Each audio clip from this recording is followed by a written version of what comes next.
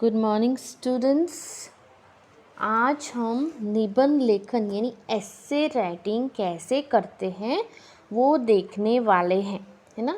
एस्से writing, अब एस्से writing तो आप लोग 5th स्टैंडर्ड से 4th स्टैंडर्ड से करते आ रहे हैं, है ना। अब एस्से राइटिंग यानी आपको क्या पता है कि पैराग्राफ में किसी टॉपिक के ऊपर लिखना, लेकिन जब हम निबंध लिखते हैं तो हमें कौन कौन सी बातों का ध्यान रखना चाहिए, उसके क्या क्या नियम हैं वो मैं पहले आपसे डिस्कस कर लेती हूँ। तो यहाँ पर मैंने आपको इसके जो नियम हैं 8 वो नियम आपको वर्कशीट में सेंड किए हैं, तो आपको मैं बता दूँ वो नियम कौन कौन से हैं।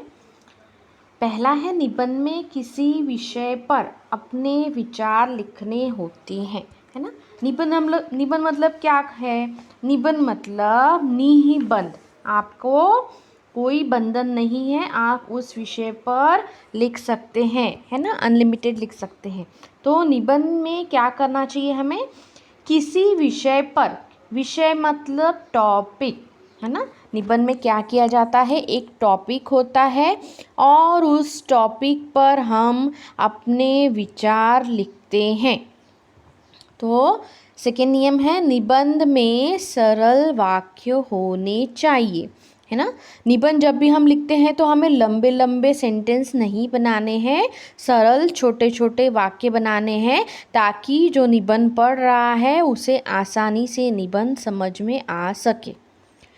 तीसरा रूल है, निबंध की भाषा स्पष्ट और शुद्ध लेखन होना चाहिए। जब भी हम निबंध लिखते हैं तो जो उसकी लैंग्वेज है, उसकी भाषा है, वो स्पष्ट होनी चाहिए, यानी क्लियर होनी चाहिए, सामने वाला पढ़े ऐसी होनी चाहिए।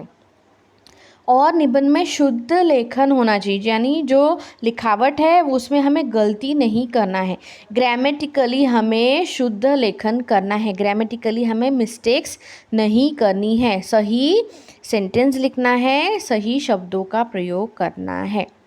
चौथा नियम है, निबंध को प्रारंभ, मध्य और अंत इस तरह से परिच्छेद में लिखना चाहिए।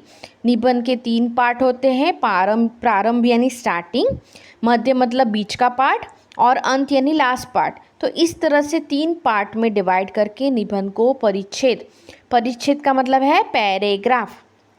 तो इस तरह से प्रारंभ, मध्य और अंत, इस तरह से निबंध को पैराग्राफ में लिखना चाहिए।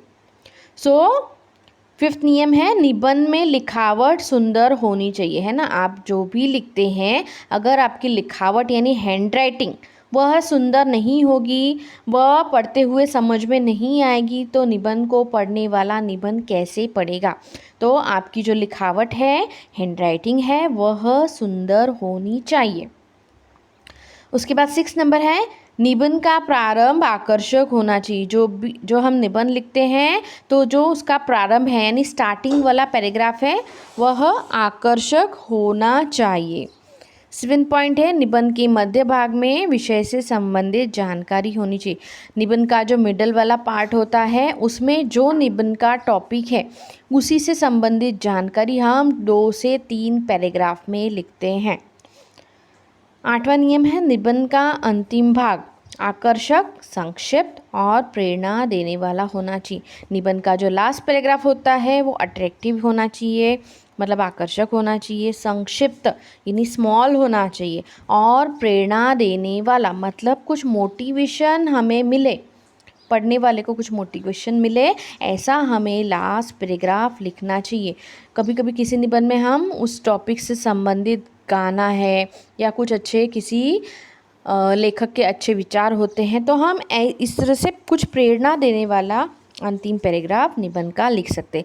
तो इस तरह से इन शॉर्ट निबंध सरल वाक्य में, सुंदर भाषा में, शुद्ध लेखन के साथ पैराग्राफ्स में लिखना है, उसमें हैंडराइटिंग अच्छी होनी चाहिए, और जो अंतिम पैराग्राफ है वो आकर्षक, संक्षिप्त और कुछ मोटिवेट करने वाला ऐसा होना चाहिए। तो इस प्रकार से हमें निबंध लिखते समय इन सारी बातों का ध्यान में रख के निबंध लिखना चाहिए। अब यहाँ पर मैं एक निबंध आपको समझा रही हूँ, एक फूल की आत्मकथा।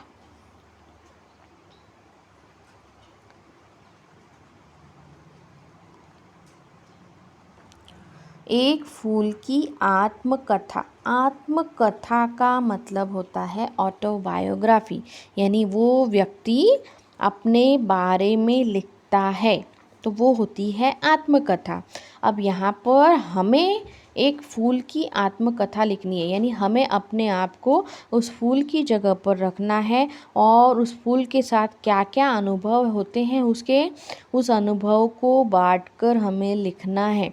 अनुभव कौन सा? सुख देने वाला भी अनुभव, यानी अच्छा अनुभव भी, और बुरा अनुभव भी। तो इस तरह से एक फूल की जगह अपने आप को रख के एक फूल की आत्मकथा निबंध के रूप में लिखनी है। तो यहाँ पे मैं फर्स्ट पैराग्राफ पढ़ती हूँ। दूसरी बात, जब कभी भी आत्मकथा वाला निबंध होता है, इस प्रकार के निबंध को कहते हैं आत्मकथनात्मक निबंध। ये टाइप है एक आत्मकथनात्मक निबंध का।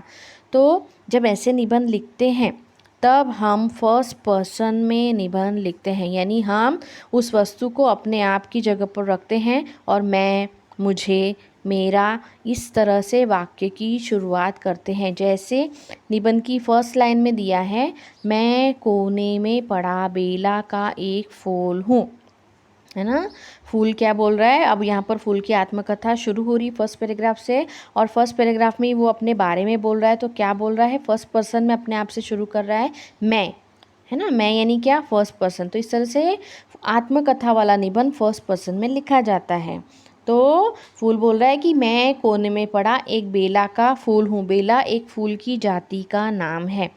तो मैं एक कोने में पड़ा हूँ और एक मैं बेला का फूल हूँ। वैसे तो हमारी गिनती उत्तम फूलों में होती है, लेकिन हमारी ज़िंदगी बहुत छोटी होती है। वो फूल अपने बारे में क्या बता रहा है कि वैसे तो हमारी गिनती उत्तम, उत्तम मतलब अच्छे फूल, तो हमारी गिनती जो है वह अच्छे फूलों में होती है, लेकिन हमारी जो ज़िंदगी है वह बहुत छोटी होती है, यानी हमारी जो उम्र है वह बहुत कम समय की होती है। तो इस तरह से फर्स्ट पैराग्राफ में जो फूल है वो अपना इंट्रोडक्शन दे देता है, अपना परिचय दे देता है। दूसरे पैराग्राफ में, मेरा जन्म एक बगीचे में हुआ था। वो फूल क्या कहता है? देखो, मेरा से अपनी जो बोलने की बात है जन्म की, उसे शुरू करता है। मेरा जन्म एक बगीचे में हुआ था। मेरा जन्म एक गार्डन में हुआ था। मैं एक हरी पतली डाली पर खिला था। फूल क्या बोलता है? मेरा जन्म कहाँ हुआ? मैं एक हरी पतली डाली पर, डाली यानी ब्रांच पर खिला था। वह डाली ही मेरी माता थी। फूल क्या बोलता है कि जिस डाली पर मेरा जन्म हुआ था वह डाली ही मेरी माता थी। मेरा रंग सफ़ेद था। फूल क्या बोलता है कि मेरा जो कलर है वह सफ़ेद था। हरे भरे पत्ते मेरी रक्षा कर रहे थे, और मेरी जो रक्षा है वो कौन कर रहा था? मेरे आसपास जो हरे भरे पत्ते थे, लीव्स थे, वो पत्ते मेरी रक्षा कर रहे थे। तब लोग मुझे कली कहते थे। फूल क्या बोलता है कि तब लोग मुझे क्या बोलते थे? कली कहते हैं। जब फूल खिलता नहीं है, ब्रांच पे होता है, तो वह कली के रूप में होता है, जिसे आप बर्ड कहते हैं। और फिर जब वो फूल खिल जाता है तो वो फ्लावर बन जाता है। तो फूल क्या बोलता है? तब लोग मुझे, जब मेरी पत्ते रक्षा कर रहे थे, तब लोग मुझे कली कहते थे। कली के रूप में मैं सबका बहुत दुलारा था। कली के रूप में फूल अपने बारे में क्या एक्सपीरियंस शेयर कर रहा है कि जब मैं कली था तब मैं सब लोगों को बहुत प्यारा लगता था, बहुत सबका लाडला था। दुलारा यानी लाडला। मेरे साथ उस डाली पर मेरे कई भाई भी थे। फूल क्या कहता है कि उस ब्रांच पर, उस डाली पर जब मैं था तो मेरे साथ मेरे और भी भाई थे, यानी और भी कली, वहाँ पर कलियाँ थी। वे सब मुझ जैसे ही थे और वे सारे भी मुझ जैसे ही छोटे से थे। नेक्स्ट पैराग्राफ में फूल अपने बारे में बोल रहा है कि कुछ दिनों में मैं पूरी तरह से खिल गया। फूल क्या बोलता है अपने बारे में कि कुछ दिनों में मैं पूरी तरह से खिल जाता हूँ। मेरी बंद पंखुड़ियाँ खुल गई। मेरी जो बंद पंखुड़ियाँ थी, है ना, फूल में क्या होता है? फूल पंखुड़ियों से मिलकर बना होता है। तो फूल क्या बोलता है? कुछ ही दिन में मैं खिल जाता हूँ, कली से मैं फूल बन जाता हूँ, मेरी पंखुड़ियाँ खुल जाती है। पंखुड़ियाँ मतलब पंखुड़ियाँ। मेरे अंदर से मीठी मोहक खुशबू आ रही थी। फूल बोलता है मेरे अंदर से एक मीठी सी मन को मोहने वाली, मोहक मतलब क्या, मन को भाने वाली, मन को मोहने वाली, तो मेरे अंदर से एक मीठी सी मन को मोहने वाली मोहक खुशबू, अच्छी सुगंध आ रही थी। मेरे सभी भाई भी चारों ओर सुगंध बिखेर रहे थे, और जो मेरे भाई थे वो भी खिल गए थे, तो वो भी चारों ओर सुगंध को बिखेर रहे थे, पसार रहे थे। हमारी खुशबू हवा में फैल रही थी। फूल क्या बोलता है कि जो हमारी खुशबू है वह हवा में फैल रही थी। हमारे पास से गुज़रने वाले उस खुशबू से मस्त हो जाते थे, और जो भी हमारे पास से गुज़रता था, निकलता था, वो हमारी खुशबू से मस्त हो जाते थे, उनको अट्रैक्ट करती थी हमारी सुगंध। एक दिन बगीचे का माली आया। फूल क्या कहता है अब अपने बारे में? फूल देखो यहाँ पर धीरे धीरे उसका जन्म जो होता है, फिर उसके साथ क्या क्या होता है, वो किस रूप में होता है, तो वो अपना एक्सपीरियंस यानी अनुभव शेयर कर रहा है। तो एक दिन क्या होता है, एक दिन बगीचे का माली आया। जो बगीचे को देखभाल करता है वह माली आता है। उसके हाथ में एक डलिया थी। उसके हाथ में क्या होता है? एक टोकरी थी। डलिया मतलब टोकरी।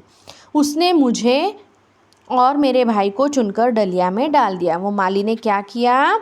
उस माली ने मुझे और मेरे भाई को चुन लिया और डलिया में डाल दिया। अपनी माँ से जुदा होते समय मुझे बहुत दुख हुआ। और अब फूल क्या बोलता है, अपना एक्सपीरियंस शेयर कर रहा है दुख वाला, कि मैं अपनी माँ, इसकी माँ कौन थी? वह डाली।